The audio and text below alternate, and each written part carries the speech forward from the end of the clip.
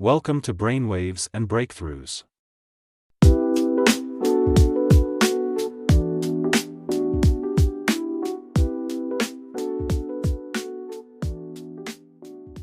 Hey everyone, and welcome back. Today we're diving deep into Chernobyl. Oh, yeah. And, this is a topic that many of you have been requesting for a while. Hmm. You've sent in a ton of great material. It's fascinating stuff. It is. So get ready, because we're going to unpack not just the explosion itself, Right. but the why behind it, the events that led to it, The setup, yeah. the human stories, the aftermath, and even Yeah, and what's so interesting is that how nature has kind of bounced back. right in this exclusion zone. Exactly. So to kind of set the stage, April 26, 1986, The date etched in history. at the Chernobyl Nuclear Power Plant in Soviet Ukraine. This is a date Yeah, and a place that has become synonymous with nuclear disaster. for sure. We have a lot to cover, so let's jump right in. All right, let's do it. So can you give us a brief overview of what happened at Chernobyl? Well, it all began with a safety test Okay. on reactor number 4.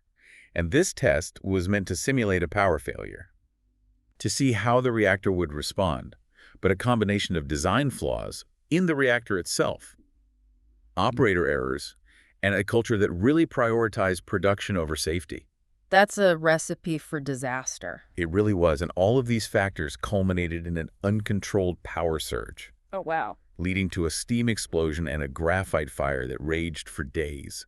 So, from the material that you sent in, it wasn't just a simple slip-up. Absolutely not. This reactor, designed the RBMK reactor, Oh, yeah. seems like it was inherently flawed. It had a fatal flaw, you could say, and it's known as a positive void coefficient. Positive void coefficient. That sounds pretty technical. It is, but think of it like this. Okay. Imagine you're driving a car, and as you press the gas pedal harder and harder, the car accelerates uncontrollably, Right. even if you take your foot off the pedal. So it just keeps going faster.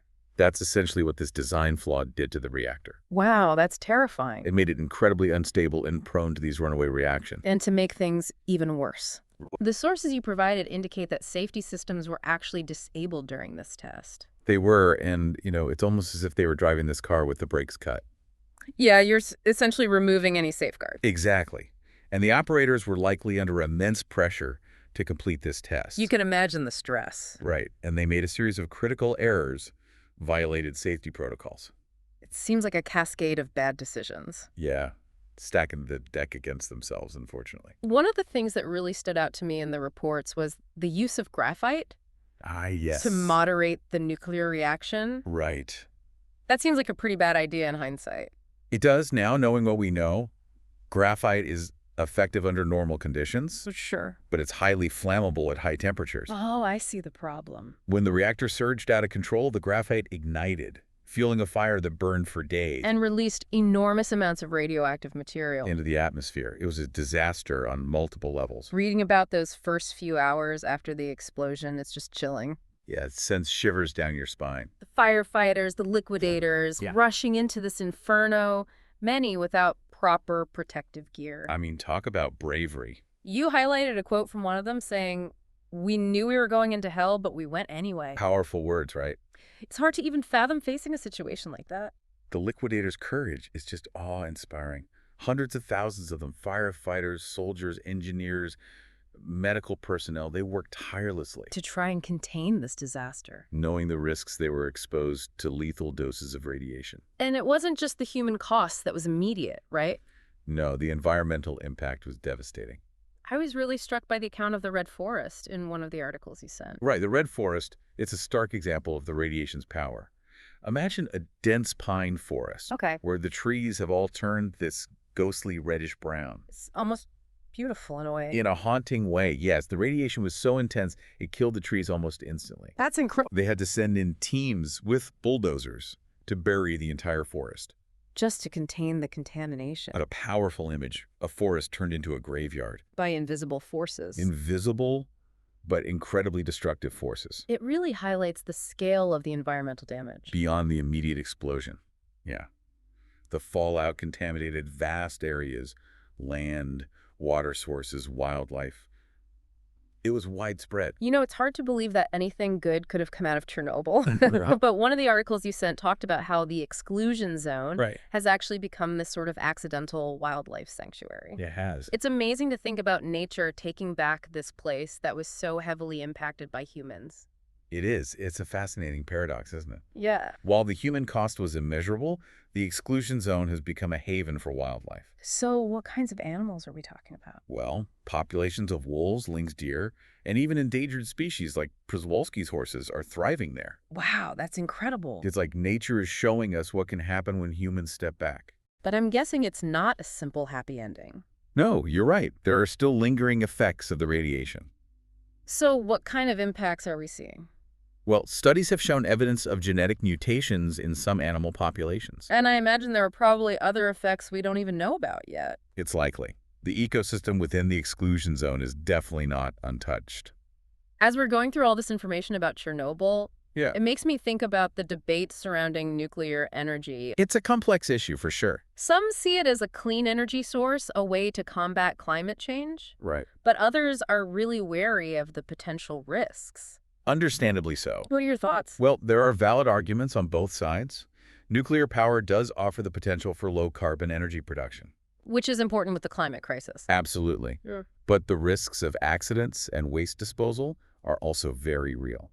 You know, one of the sources you shared a report from the International Atomic Energy Agency The IAEA. highlighted the importance of a strong safety culture in the nuclear industry. Oh, yeah, that's crucial. Can you explain what that means exactly? Sure. Safety culture goes beyond just having rules and regulations. I see. It's about creating an environment where safety is the top priority at every level. From the engineers to the operators. Exactly.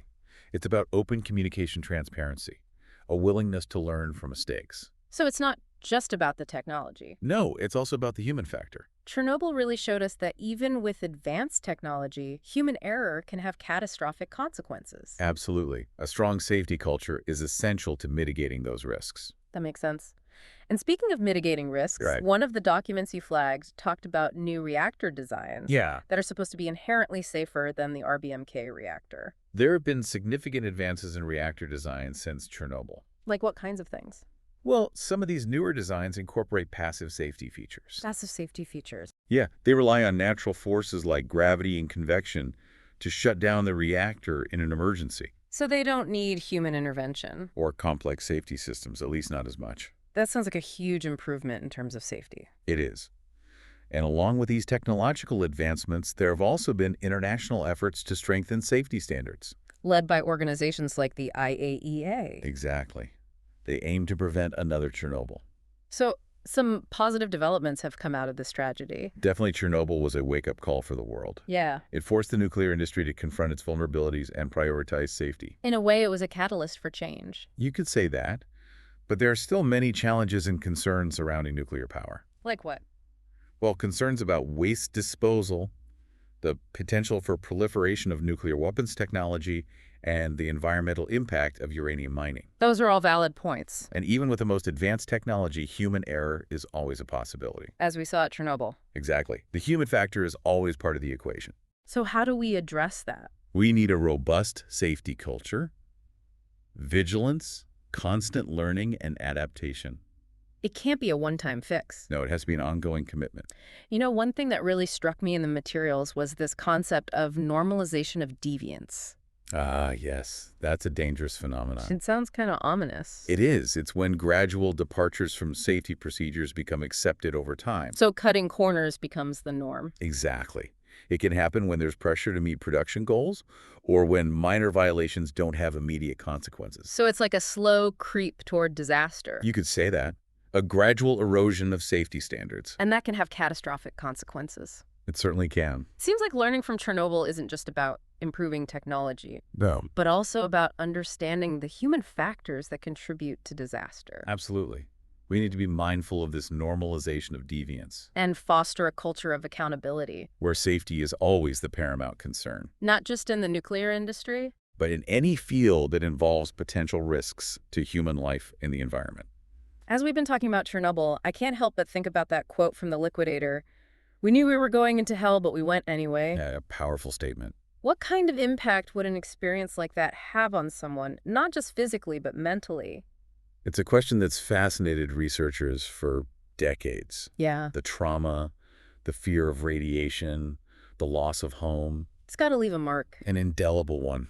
You sent over some material about the psychological effects, and it's clear Chernobyl didn't just impact physical health, Right. but also mental and emotional well-being. Absolutely.